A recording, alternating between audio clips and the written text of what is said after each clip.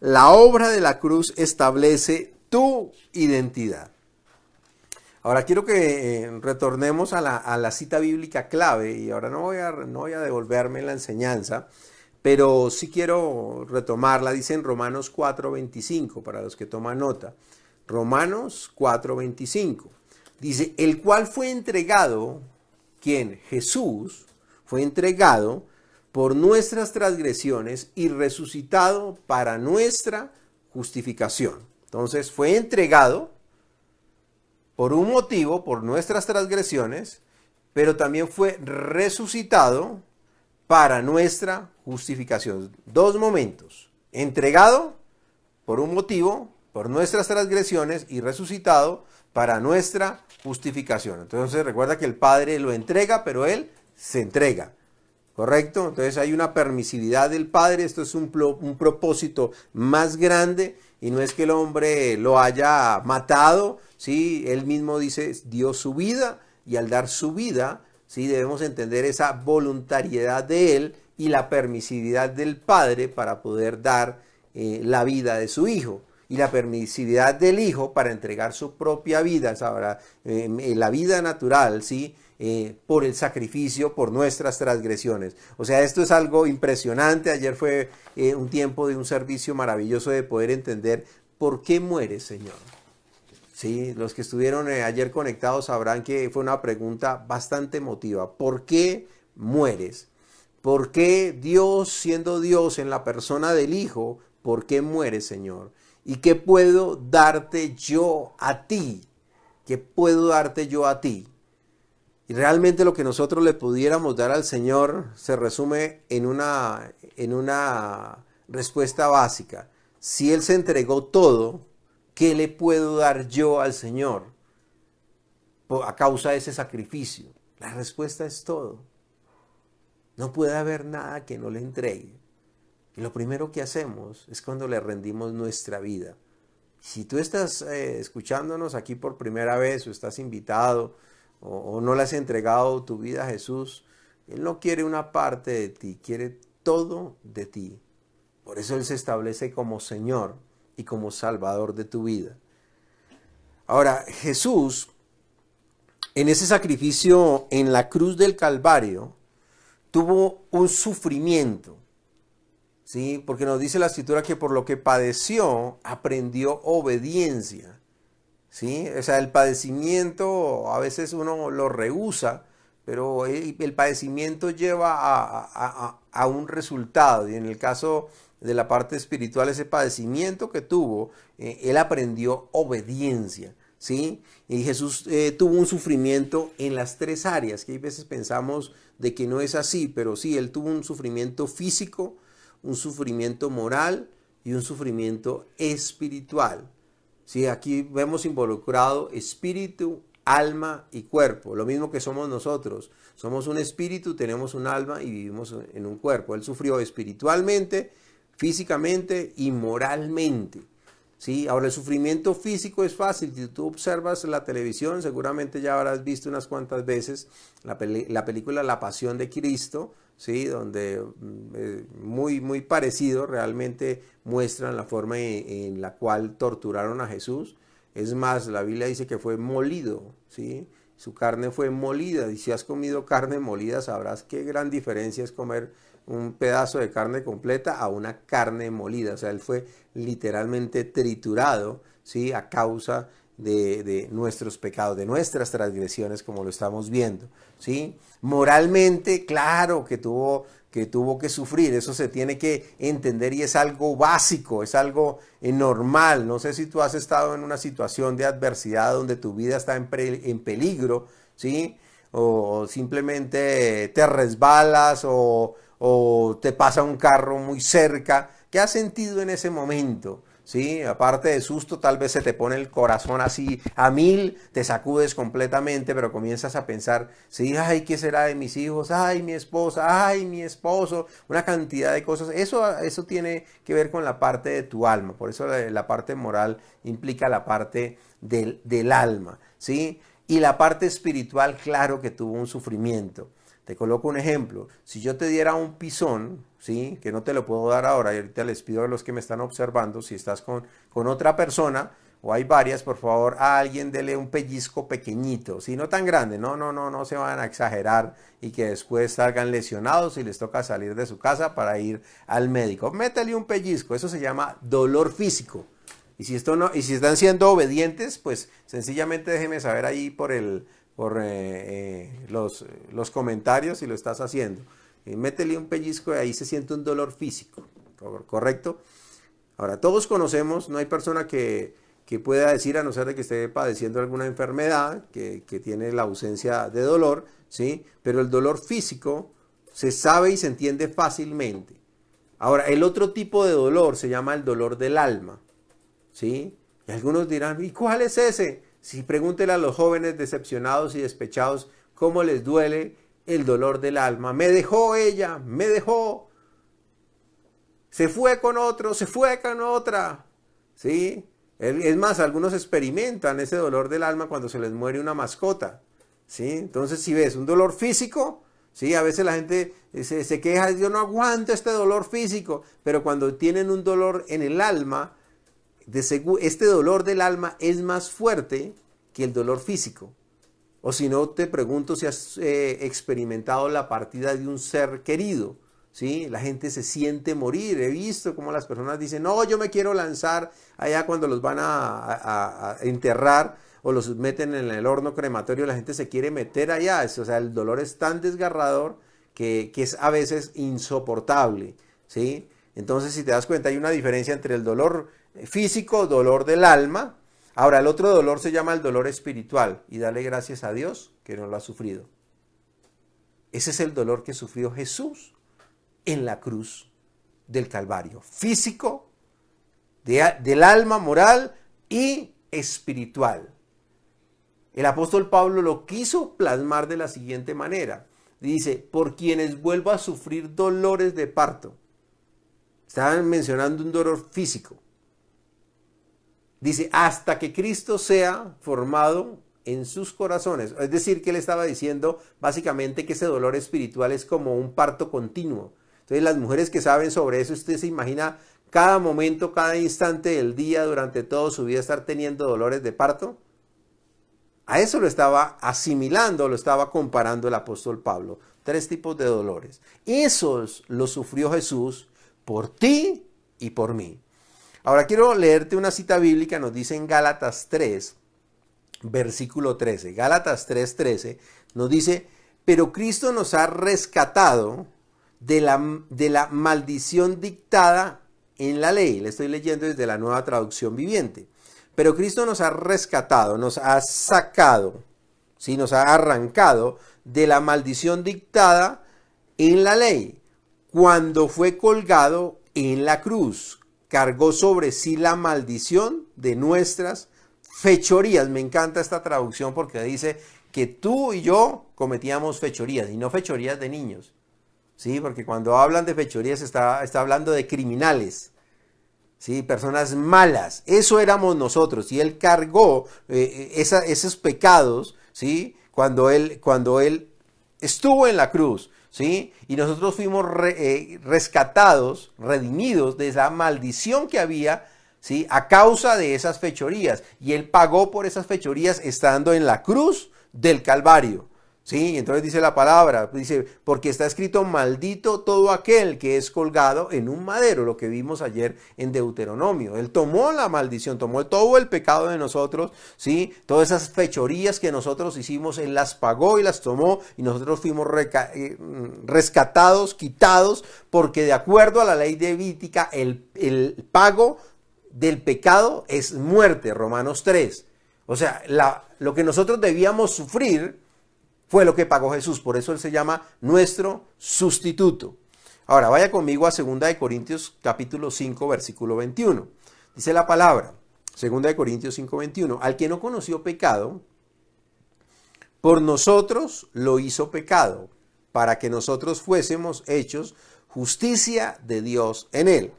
Ahora, los que me conocen saben que yo esta cita siempre la desgloso, ¿sí? Porque me gusta que la gente entienda cómo está escrito y cómo está descrito la parte del Padre y del Hijo acá. Entonces, al que no conoció pecado, ¿quién? Jesús. No conoció pecado, así que si tienes el libro de Da Vinci lo puedes ir votando porque eso es mentira. Dice, por nosotros lo hizo pecado. Ahora, Jesús no conoció pecado, ni se halló pecado en él. Por eso, solo la única forma de morir era en el madero, en una cruz. Dice, por nosotros lo hizo pecado. ¿Quién hizo pecado a Jesús? El Padre. El Padre lo hizo pecado cuando se subió en la cruz, de acuerdo a la palabra que ya había sido establecida, y él tenía que ser obediente a esa palabra que estableció. Dice, ahora, él se hizo pecado ¿para qué? Para que nosotros fuésemos hechos, hechura. Eso es lo que nos dicen en Efesios 2:10, que nosotros somos hechura suya, creados en Cristo Jesús para buenas obras. Somos hechura, nosotros fuimos hechos. Hechura de Dios, una obra maestra de Dios, de justicia de Dios en Él. Ahora, fuimos hechos justicia de Dios en Él. ¿Qué significa ser hechos justicia de Dios en Cristo Jesús o en Dios? Que Dios ahora nos ve a través de Cristo, es decir, Dios nos ve absolutamente sin pecado. Y ahí sería bueno que dijera, amén. Ahí estoy esperando que diga amén. Allá, usted diga, amén. ¿Sí?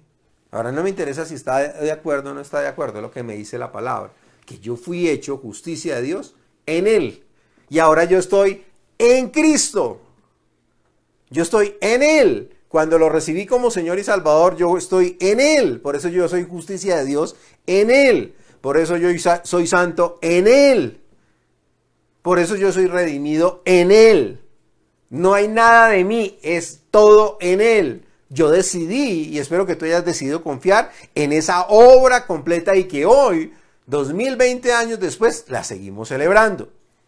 Ahora, piense por un momento. De acuerdo a la parte histórica, nos hablan de que Jesús tuvo 3 horas de sufrimiento absoluto. 3 horas.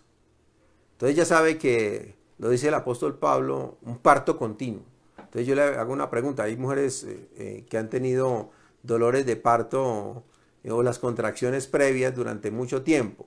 Ahora, pero sabe que, como le dije, es diferente los dolores previos en el momento al parto. Entonces la pregunta es, ¿usted se imagina el parto, ese dolor por 3 horas seguidas, continuas? El máximo nivel de dolor, 3 horas seguidas. Eso fue lo que sufrió Jesús. ¿Por qué lo hiciste, Señor? ¿Qué viste en nosotros? ¿Qué viste en mí? Ahora, cuando llegó la hora, nos describe la palabra que Él estaba afligido, abatido. Eso fue lo que le ocurrió a Él desde el huerto de los olivos. Desde el huerto de los olivos. Ahora quiero que vayas conmigo a Lucas 22, 39 al 48. Lucas 22, 39 al 48. Nos dice la palabra de Dios, y saliendo se fue como solía al monte de los olivos. Póngale mucha atención a esta lectura, que hay cosas aquí que debemos aprender. Y saliendo se fue como solía, o sea, era una costumbre, al monte de los olivos, y sus discípulos también le siguieron. Cuando llegó a aquel lugar, Él les dijo, orad para que no entréis en tentación.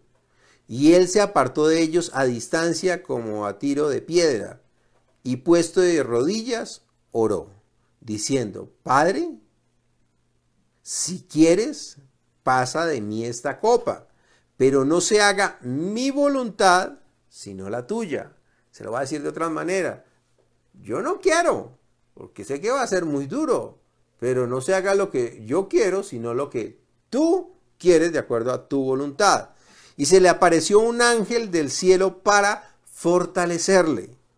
Y estando en agonía, oraba más intensamente. ¿Tú qué haces cuando estás en agonía? ¿Oras o lloras más intensamente? ¿Cuál de las dos?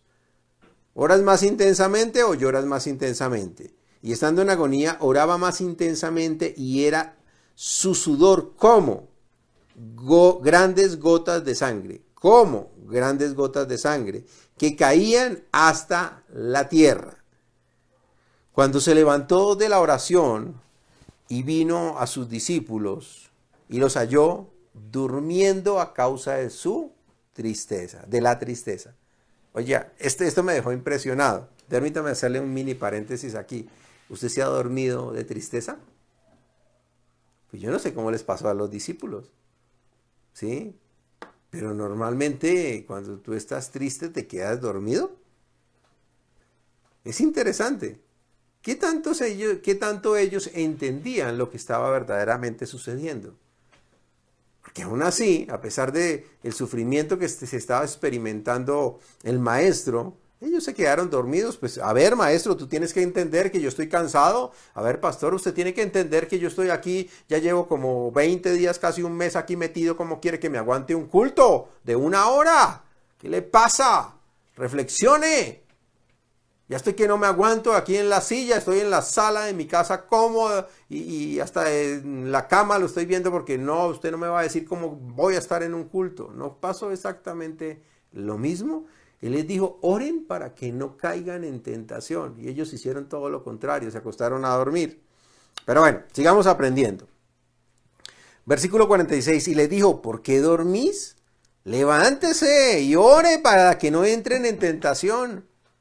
Mientras él aún hablaba, se presentó una turba y el que se llamaba Judas, uno de los 12, iba al frente de ellos y se acercó hasta Jesús para besarle. Entonces Jesús le dijo, Judas, ¿con un beso entregas al Hijo del Hombre? Y aquí permítame hacerle una claridad. Hay veces la gente o se habla de juicio de Dios en contra de la gente. Ahora, juicio de Dios aplica no para el cristiano, no para el Hijo de Dios. El juicio de Dios aplica para quien no es creyente y va en contra de la propagación o de la expansión del Evangelio y contra las autoridades.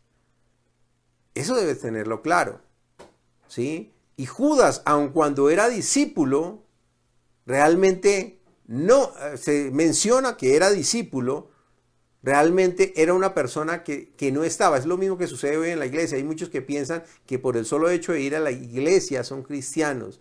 No, tú eres cristiano, y lo repito y vuelvo y lo repito. Tú eres cristiano porque vives a Cristo y has hecho a Cristo como Señor de tu vida. Y Judas no está en el cielo, eso te lo aseguro.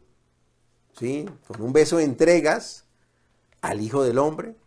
Ahora entendamos que la transgresión se describe como ese acto voluntario de no hacer lo que Dios dispone que hagamos. Vuelvo y se lo digo. Él fue entregado por nuestras transgresiones. Entonces, ¿qué es transgresiones? ¿Sí? Es un acto voluntario de no hacer lo que Dios dice que hagamos. Entonces, ¿cómo estás tú con lo que Dios te dice que hagas? Es decir, que aún así, conociendo la voluntad de Dios, no lo hago. Por eso es que a veces a la gente no le gusta leer la palabra. Porque dice, oye, haz esto, y tú no lo haces. Por ejemplo, el congregarse. Y ni para qué hablarle de diezmos, o si no me sacan por allá en los noticieros. ¿Sí? O cuando se le habla a la gente, oye, deja de pecar, deja de hablar deja de hablar mal de las otras personas. Ama a las personas. Y podría sacarte, o si no, léete Efesios y te darás cuenta. Y eso no lo dice la palabra, nos llama, porque es que a veces a la gente le encanta solo mencionar los pecados grandes e de impacto, no es absolutamente todo. Y uno de los principales pecados con los cuales debemos tratar es con el orgullo, creernos que siempre hacemos las cosas bien o que solo nosotros somos los perfectos. Porque nos dice la palabra que el orgullo, ¿sí? La altivez de espíritu es el principio de la caída del hombre. Ahora, no es que pierda la salvación, sino que se desvía del plan y el propósito de Dios. Ahora, luego de la transgresión, ¿sí? Cuando viene la transgresión o la parte del pecado, dice, después viene a flote la condenación. Y es allí donde el creyente es derrotado, en la condenación, porque el diablo es especialista en condenar a la gente. Él es el acusador, el que acusa a los hermanos. El que acusa a la gente, a los creyentes, al que no es creyente no lo acusa de nada. Ellos están, dice la palabra, están consumidos en sus delitos, en sus pecados, en sus pasiones. Nos dice la Biblia, son hijos del diablo. Pero el creyente cuando peca y se permite pecar o entra en transgresión y erra en lo que Dios estableció para su vida. Y ahí el diablo viene y genera condenación. Ahí es cuando la gente no ha entendido que Cristo fue entregado por nuestras transgresiones. Por eso. Y entonces ahí viene, comienza a suceder en nuestra vida que comenzamos a caminar en libertad. Ahora miremoslo un poquito con otra cita bíblica para entender esa parte de lo que queremos decir sobre el pecado. Segunda de Corintios 5, 17 al 19. Segunda de Corintios 5, 17 al 19. Nos dice la palabra de Dios, de modo que si alguno está en Cristo, nueva criatura es. Tú estás en Cristo, acuérdate cuando menciona la palabra en Cristo significa identidad. Por eso la obra de la cruz, la obra completa de la cruz, establece tu identidad, es decir, saber quién eres tú en Él. De modo que si alguno está en Cristo, nueva criatura es. Las cosas viejas pasaron, aquí todas son hechas nuevas. Y todo esto proviene de Dios, todo eso nuevo, ¿sí? Que soy nueva criatura, eso proviene de Dios. Dice, quien nos reconcilió consigo mismo por Cristo. O sea, la reconciliación de nosotros con Dios fue por Cristo. Y nos dio, tras de todo, nos dio a nosotros el ministerio de la reconciliación. ¿Sí? Que Dios estaba en Cristo reconciliando consigo al mundo, no tomándoles en cuenta a los hombres sus pecados. ¿Cuáles pecados? Pasados, presentes y futuros. Y nos encargó a nosotros la palabra de reconciliación. Es decir, nosotros somos los encargados de decirle a la gente, Dios ya no está enojado contigo. Punto. Ahí estoy esperando que digan amén. Ahora, nos dice en Romanos 5:1, justificados pues por la fe, tenemos paz para con Dios, por medio de nuestro Señor Jesucristo. Bendito sea el Señor. Justificados pues por la fe. Creímos en Jesús, ahora somos justificados por esa fe en Jesucristo y por eso tenemos paz para con Dios. No hay cosa alguna que me puede separar del amor de Dios. Bendito sea el Señor por el tiempo de la iglesia, por la dispensación de la iglesia, por la dispensación de la gracia, donde todo depende de lo que Dios hizo por mí a través de la obra de Cristo en la cruz del Calvario. Y eso es mi más maravillosa y grande victoria, mi libertad absoluta. Ahora, pastor, algunos dirán, o sea que yo puedo hacer lo que quiera. No, porque entro en transgresión, viene en condenación, y cuando la gente entra en pecado, el diablo toma autoridad sobre sus vidas, porque la gente se vuelve a la ley. Es decir, que quien peca realmente peca y se volvió a la ley. Porque lo que nos muestra el pecado es que la gente volvió a la ley. Porque de acuerdo a 1 Corintios 15, 56, es la ley la que te impulsa a pecar. O sea, entre más prohibición, entre más restricción, es la ley la que te impulsa a pecar. Pero nos dice en Tito 2:11 que es la gracia de Dios la que nos enseña a vivir en este mundo sobria, justa y piadosamente. Entonces nosotros que necesitamos conocer más gracia, necesitamos más gracia de Dios a través de esa obra completa de Cristo de la cruz del Calvario. Es decir, necesito saber qué hizo Él. Por eso estamos aprendiendo tanto de la obra de la cruz, porque eso establece mi identidad. Y eso es glorioso y eso es maravilloso. ¿Sí? Entonces, esto me ayuda a saber que necesito entender lógicamente que Dios me ama, necesito entender en mi corazón de que Dios me ama, necesito apropiarme de que yo soy un hijo amado de Dios y nada me puede separar del amor de Dios porque Jesucristo fue mi sustituto y Él pagó por todos mis pecados. Ahora Dios no se enoja conmigo, ahora Él me forma, sí, me va a formar, me va a disciplinar, sí, me va a disciplinar, pero conforme a su palabra me va a disciplinar y es esa bondad, me va a guiar a un cambio y una transformación de mi vida, porque yo decido caminar en el entendimiento de esa obra completa. Ahora, quien no lo quiere hacer, lo dice el apóstol Pablo, y lo he predicado, y ojalá lo busques en el iVoox, en la página web, ¿sí? La victoria del hombre. que básicamente la problemática del hombre es el mundo, la carne y el diablo. En la carne, ¿sí?, es donde están las personas carnales, ¿sí? Y nos describe la palabra que hay hombres carnales. Ahora yo te pregunto, ¿será que un hombre carnal va a ir al cielo? Oye, sí va a ir al cielo, porque la palabra de Dios me dice que ellos son mis hermanos, solo que son como unos niños pequeños carnales, basados en las obras de la carne. Y nos dice los espirituales, ellos sí es diferente, pero quien es carnal no va a recibir recompensa, pero quien es espiritual sí va a alcanzar recompensa. O sea que la problemática del pecado es respecto a la recompensa, más no de respecto a la eternidad de salvación. Entonces lo que necesitamos es aprender de la palabra para poder caminar en libertad, ¿sí? Y entonces ahí es donde llegamos y decimos como el apóstol Pablo cuando entendió el dilema de la carne, ¿sí? Entonces dijo finalmente en Romanos 8:1, ahora pues ninguna condenación hay para los que están en Cristo Jesús. Ninguna condenación hay. No hay condenación. El diablo no me puede condenar y no admito condenación. Y cuando tú comienzas a hablar de que ninguna condenación hay en tu vida, el sumo sacerdote Jesucristo va a obrar como sumo sacerdote, porque Él es sumo sacerdote de tu confesión, de lo que tú hables. Por eso las palabras que salen de tu boca son tan importantes y tan necesarias. Ahora, en Hebreos 10:14 nos dice, y con esto terminamos, en esta voluntad somos santificados. Ah, bendito sea el Señor. En esta voluntad, en la voluntad de Dios para con nosotros, somos santificados. ¿Cómo? Mediante la ofrenda del cuerpo de Jesucristo. ¡Oh, aleluya! Vuelvo y se lo leo, esto es glorioso. En esa voluntad, en el cumplimiento de esa voluntad, somos santificados como mediante la ofrenda del cuerpo de Jesucristo hecha una sola vez y para siempre. Bendito el nombre del Señor. Bendito mi Jesús.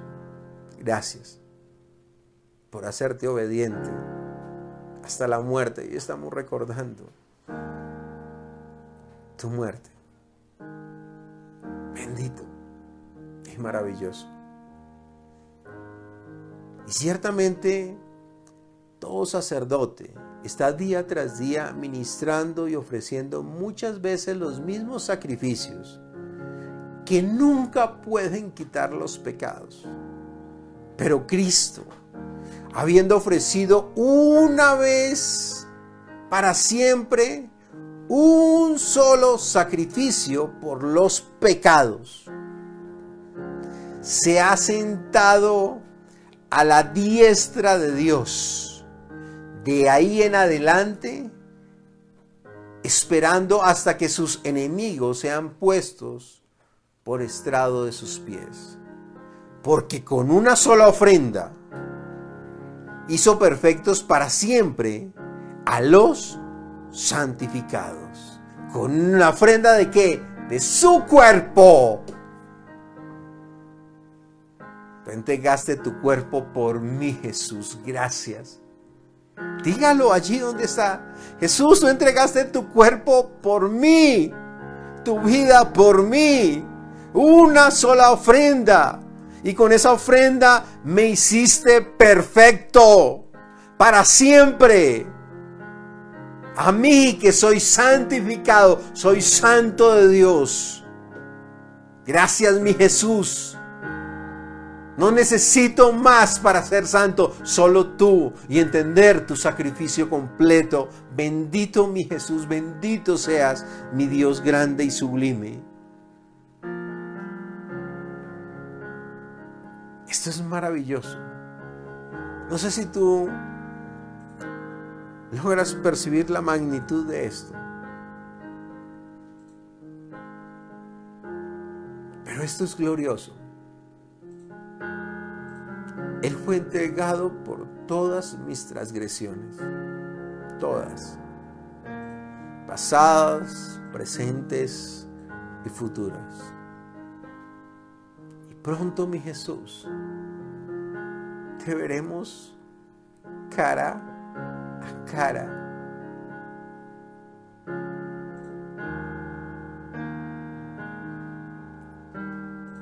Tú me recibirás. Pasaremos toda la eternidad unidos a ti. La iglesia, los hijos de Dios. Y el domingo no te dejes perder el comprender que Él fue resucitado para nuestra justificación. Porque esto va de la mano, no puede ir aparte. Hay personas, ministros, que quieren separar esto y no puede separarse, si no dejaría de ser obra completa.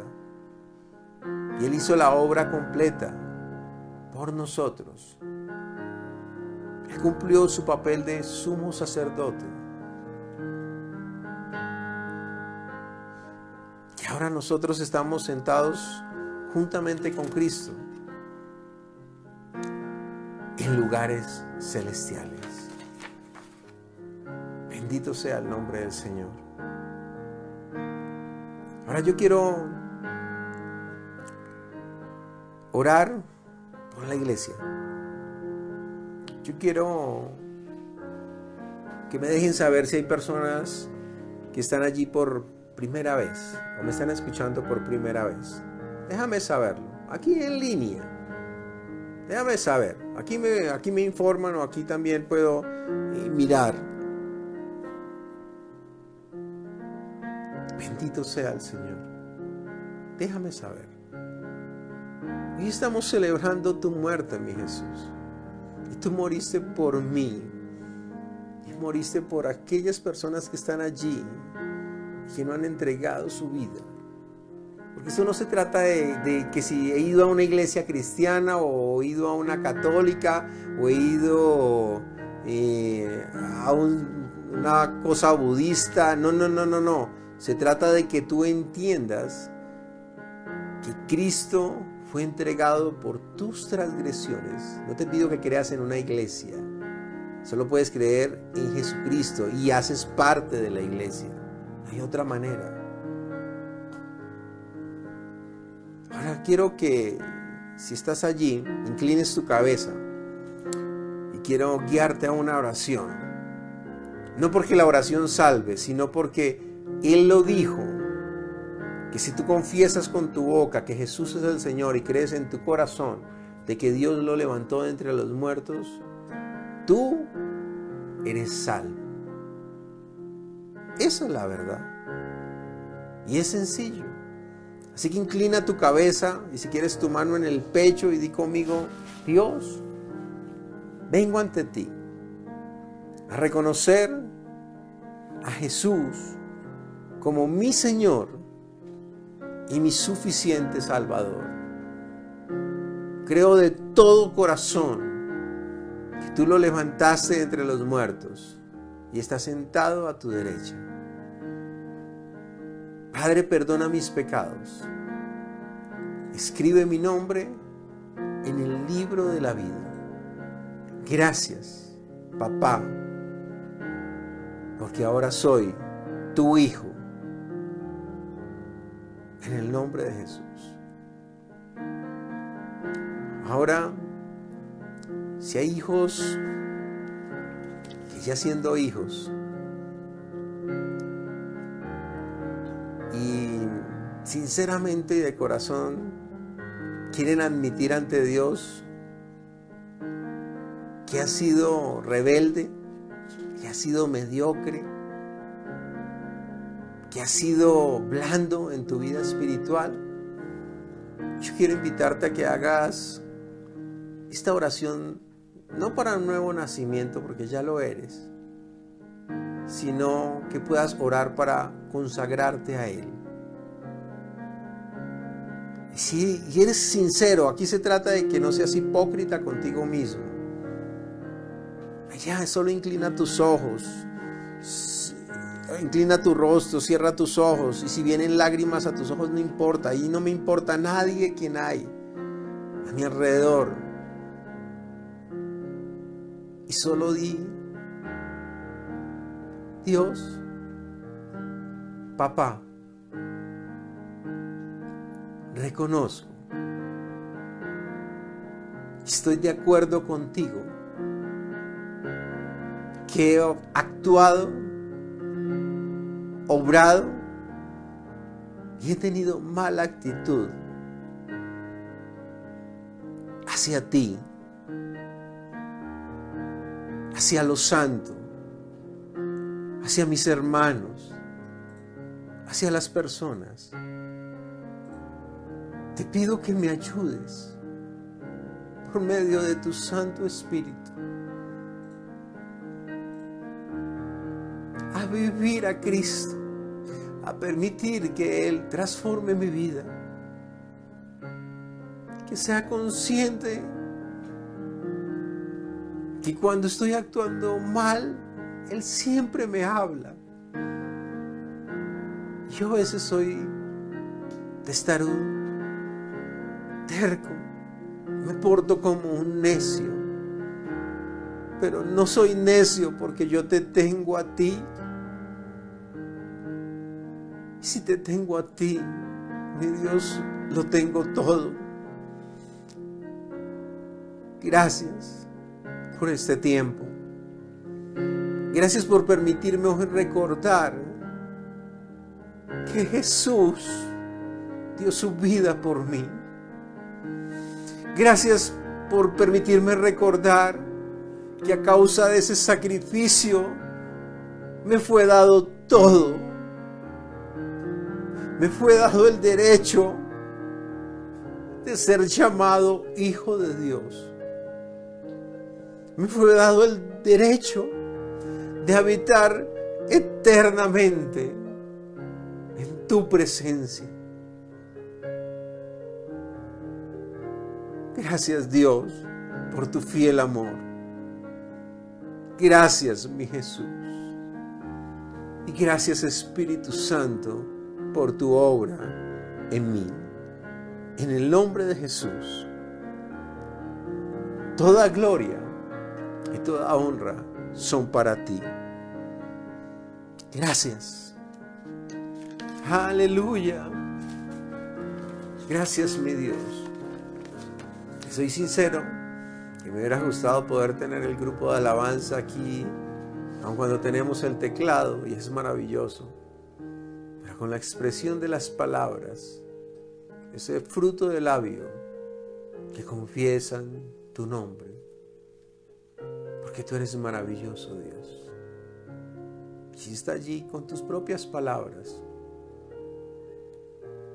solo glorifica al Baal. Dale gracias. Dale gracias. Porque Él es fiel todo el tiempo y te ama. En el nombre de Jesús. Amén y amén. Ahora yo quiero, antes de tomar los elementos de la cena, yo quiero orar por nuestros fieles diezmadores y sembradores de palabra y poder, que lo han hecho a pesar de cualquier circunstancia. Padre, yo oro por cada uno de mis hermanos, fieles diezmadores, sembradores de palabra y poder. Bendigo sus vidas.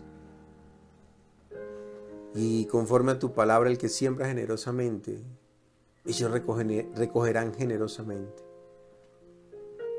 Gracias, amado Dios, porque tú nos has dado el poder y la habilidad sobrenatural para hacer las riquezas. Bendigo sus vidas y la obra de sus manos en el nombre de Jesús. Amén. Ahora, si tiene los elementos, la palabra de Dios nos dice que la noche que fue entregado por nuestras transgresiones, en la celebración de la última Pascua de Jesús, hace 2020 años, tomó pan, lo partió, habiendo dado gracias, mi Dios, y dijo: coman que este es mi cuerpo, el cual es partido en beneficio, a favor de ustedes. Hagan esto todas las veces para que se acuerden de mí. Y a causa de ese pan, lo que representa este pan, toda enfermedad, toda dolencia se tiene que desintegrar, porque en mi vida, todo mi ser está en Cristo, es de Cristo y hace parte de la iglesia. Y la iglesia no puede estar enferma. En el nombre de Jesús, coma el pan.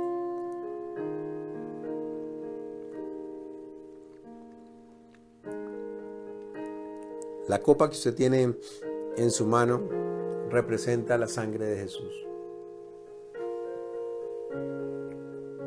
donde usted debe recordarse a usted mismo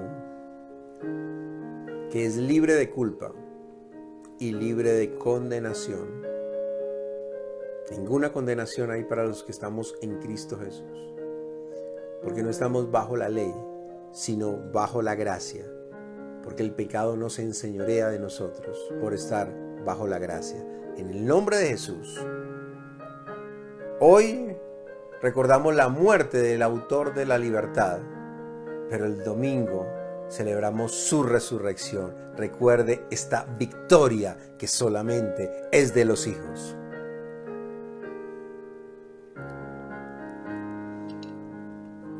Y me gustó la frase que aprendí. El próximo año quiero creer que la siguiente celebración de la Pascua será en Jerusalén, pero la celestial.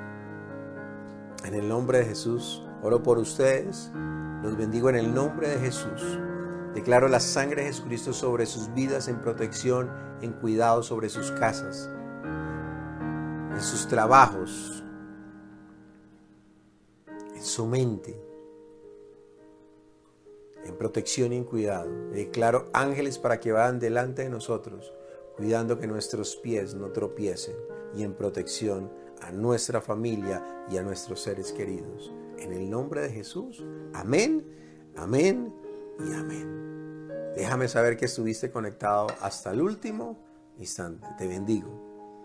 Y nos vemos el domingo.